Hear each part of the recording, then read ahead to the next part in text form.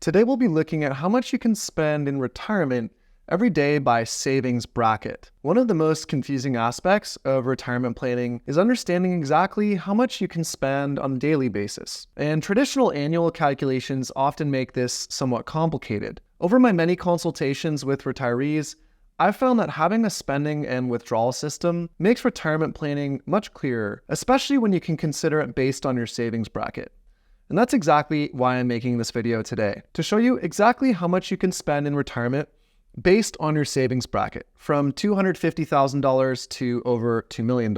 Knowing how much you can spend in retirement is the hub around which all of these spokes of retirement planning orbit. I'm going to show you how we calculate spending and portfolio withdrawal tolerances for 4 different wealth brackets: a $250,000 portfolio, a $500K portfolio, a $1 million portfolio, and a $2 million portfolio. In order to figure out what you can spend every day, we really need to figure out tolerable monthly and annual withdrawal limits for your portfolio first. Now, the most commonly used tool for this is the 4% rule. I personally don't find the 4% rule to be practical at all, but I've bagged on it plenty in other videos on my channel, so I'm not going to do that in today's video. Instead, I'm going to explain the approach I favor using, which is called a modern guardrails approach. The beauty of the modern guardrails approach is that unlike other strategies or financial planning tools, modern guardrails will actually tell you how much you can spend in any given year based on the portfolio value at the beginning of that year. It'll also give you spending adjustment recommendations that are dynamic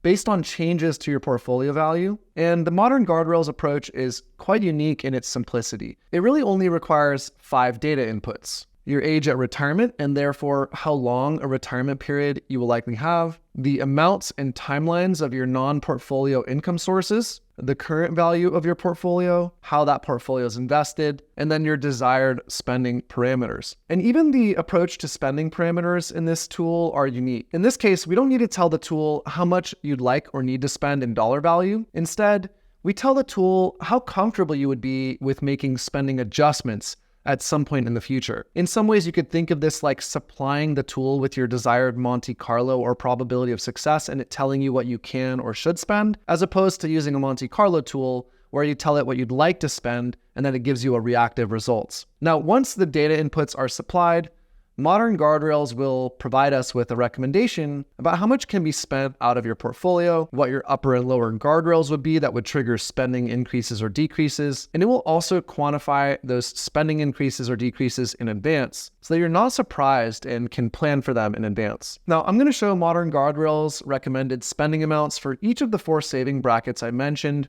on the screen. But if you're the type of person who really wants to understand the inner workings of how the spending capacity and guardrails in the system are produced, stick with me to the end because I'm going to give a more detailed explanation of modern guardrails at the very end of this video after the outro. I built out 4 modern guardrails spending plans for 4 hypothetical households that I'm going to show you now.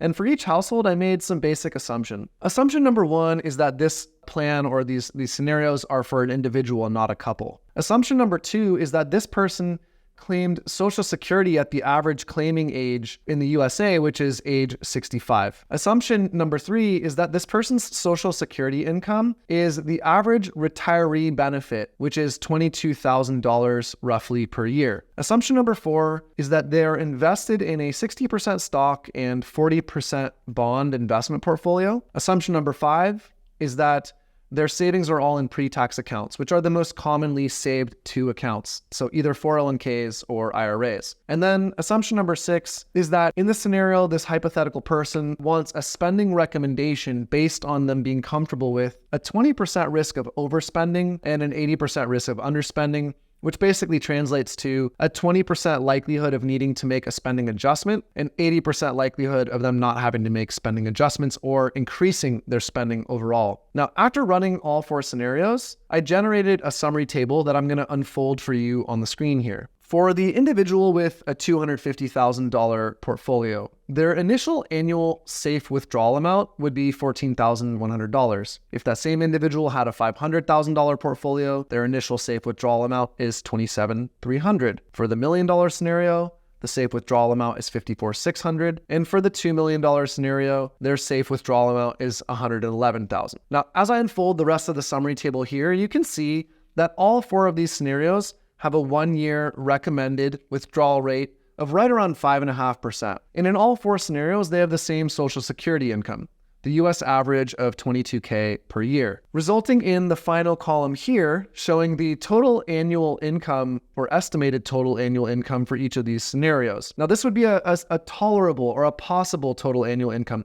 In none of these scenarios would anyone have to spend up to this amount, but the idea here would be that this would be the ceiling, the maximum that could be spent. Now, we can only cover what a realistic retirement life would look like at this savings bracket in a small amount of detail in this video because we have to move on to other material in this video. But we're going to break down this concept in far more detail in a free class soon. So click the link below and register. And now that I've recommended the initial withdrawal amounts in this video, we need each scenario's guardrails. So we're going to tab over here for the guardrails. And this is where things get both more interesting, but also more practical. This new summary table shows the guardrails trigger points and the resulting spending adjustments for each of these 4 scenarios. Now, in a more practical setting, we would show the actual lower and upper guardrail portfolio values. I'll show you an example of it on the screen here just to know. It would look something more like this, where we can see upper guardrail portfolio value and lower guardrail. But for the purpose of presentation, I'm only going to show the percentage changes where triggers occur. In all the scenarios, when a lower guardrail is triggered, it results in a recommendation to decrease withdrawals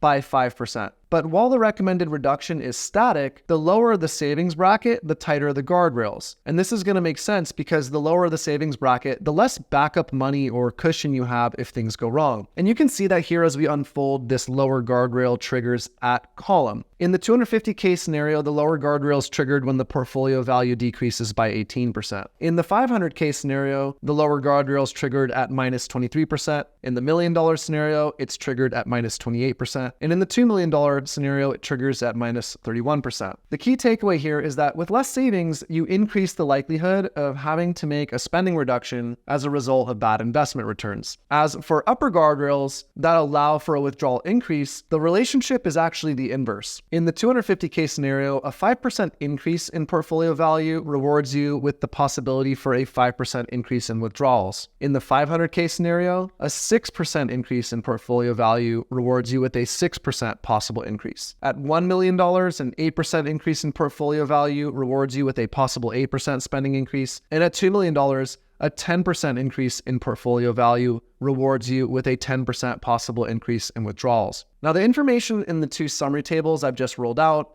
are the foundation of a solid withdrawal system that will help you confidently determine day-to-day spending in retirement. And the key takeaway from these 2 summary tables are twofold. For people in lower savings brackets, being diligent with your withdrawal and spending tracking can actually reward you with more frequent spending increases as a result of your tighter guardrails. The second takeaway is for those of you in higher savings brackets. Diligent tracking of your withdrawals and spending can likely result in you realizing that you have more room to spend than you otherwise would have thought. Now let's take a look at a safe withdrawal system in action that can help you determine your shorter timeframe spending habits. And this screen is the actual nuts and bolts of the system, and it's all anchored around this number here, the initial safe withdrawal amount. Now, we can use that number to help us sort out whether our desired spending amount is possible, realistic, or maybe even overly conservative. I'm going to run through a quick scenario on the screen with you for each of the 4 saving brackets in this video. So if you have a beginning balance of $250,000, which I've just entered in here, and $22,000 of your money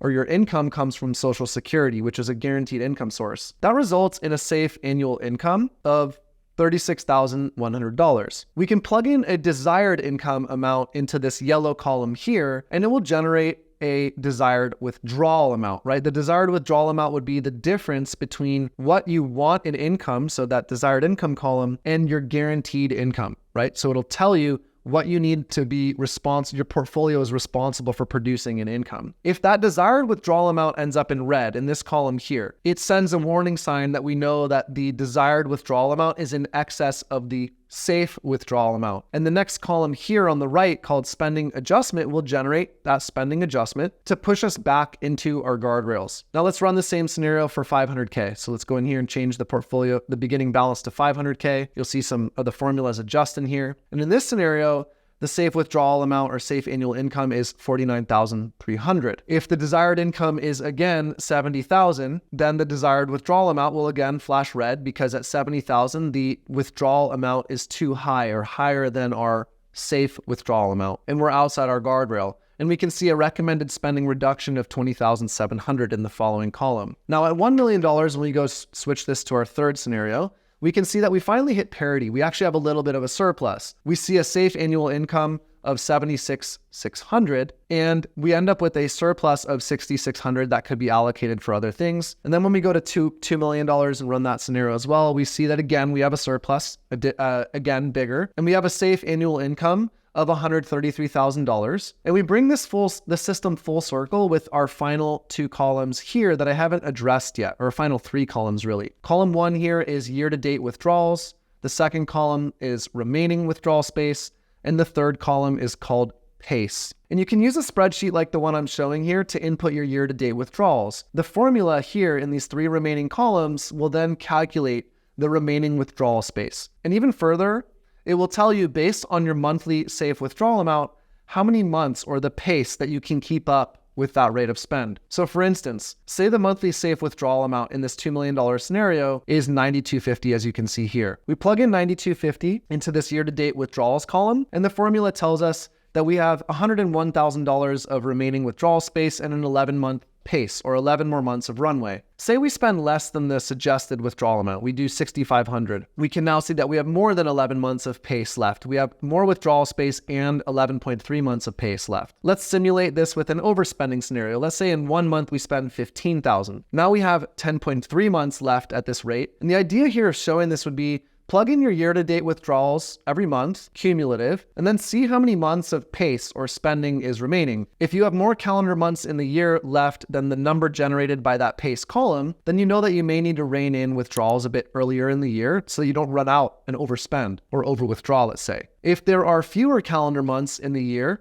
than the pace in this pace column here, then you have a surplus withdrawal capacity that can be allocated for things like personal spending, gifting, or Roth conversions. And I find this system eminently practical. By tracking withdrawals in this manner, you can course correct your own behaviors on a shorter time frame. We're talking now at the daily, weekly, or maybe even monthly rate. You can also give yourself permission to spend more or do fun things with your money if you have the privilege to do so. And armed with that information, you can take broad information like your annual spending tolerance, and you can break it down monthly or even break it down weekly or daily if you want. But the truth is, the beauty of this system lies in its flexibility. We don't want to be too rigid with spending tracking because it causes neuroses. As an example, tracking your weight daily and then changing your eating habits every day is far too frequent and results in an eating disorder. But tracking our weight quarterly is too infrequent, and we'll never make any health progress if we track too infrequently. Finding the tracking sweet spot is what allows us to live a confident life, knowing that we're attending to the thing we want to attend to, but also a joyful life,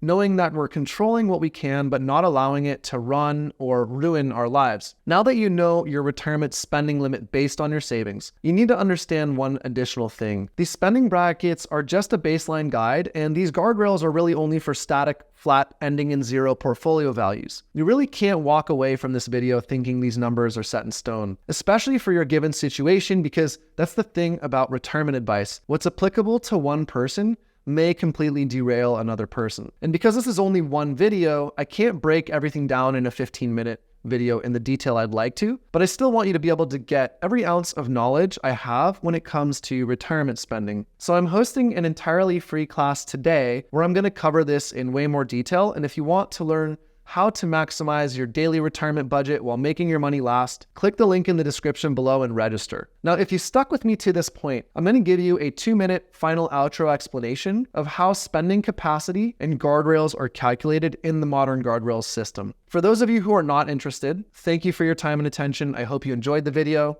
So, according to modern guardrails, spending capacity is the spending amount that, if followed through the plan with no deviation, would have the targeted risk of overspending or underspending.